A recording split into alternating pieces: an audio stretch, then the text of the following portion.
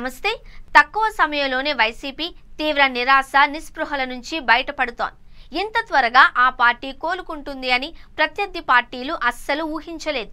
కూటమి ప్రభుత్వం 7 నెలల పరిపాలనను పూర్తి చేసుకుంది. అయితే 4 ఏళ్లలో రావాల్సిన వ్యతిరేకత ఇంత తక్కువ కాలంలో వచ్చింది అని రాజకీయ విశ్లేషకుల అభిప్రాయం.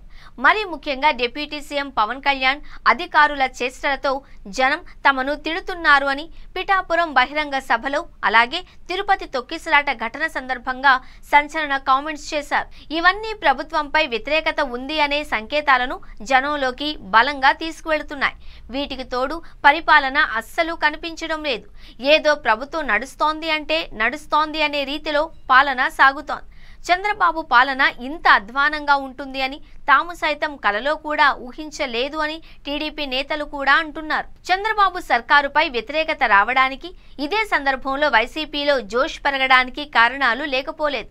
విజయవాడను వరదలు ముంచెత్తడం, తిరుమల లడ్డూ ప్రసాదంలో కల్తీ జరిగింది అని చంద్రబాబు ఆరోపణల్లో నిజం లేదు అని సర్వోన్నత న్యాయస్థానం కామెంట్స్తో జనానికి తెలియడం, తాజా తిరుపతిలో తొక్కిసలాట దుర్ఘటన, ఉచిత ఇసుకు ఉత్తుత్తిదే కావడం, అలాగే కీలక హామీలేవీ అమలుకు నోచుకోకపోవడం తదితర కారణాలు ప్రభుత్వంపై వ్యతిరేకతకు దారితీశాయి. ఎన్నికల ప్రచారంలో చంద్రబాబు, పవన్ కళ్యాణ్ అలవికాని హామీలు ఇచ్చారు.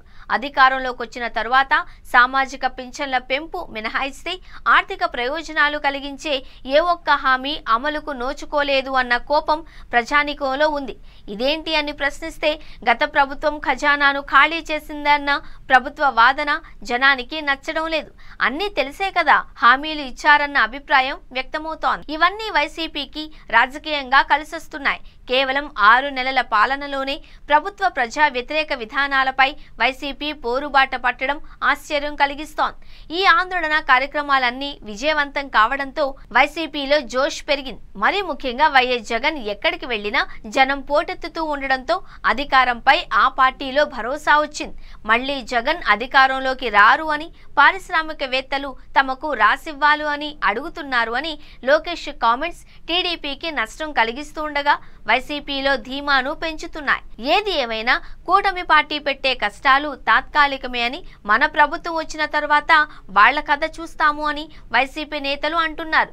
కూటమి నేతలు కూడా అధికారంలోకి వచ్చిన తొలి రోజుల్లో ఏవేవో ఊహించుకొని ప్రత్యర్థులపై తెగబడేవాళ్లు. కానీ ఇప్పుడు వాళ్లకు కూడా తత్వం బోధపడినట్టుంది.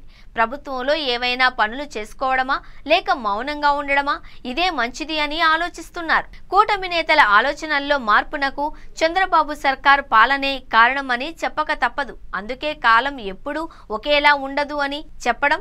ముఖ్యంగా వైఎస్ జగన్లో అధికారంపై నమ్మకం కలగడంతో ఇక వెనుతిరిగి చూసే ప్రశ్నే లేదు. జనంలోకి వెళ్లడానికి ఆయన ఉత్సాహం చూపుతున్నారు.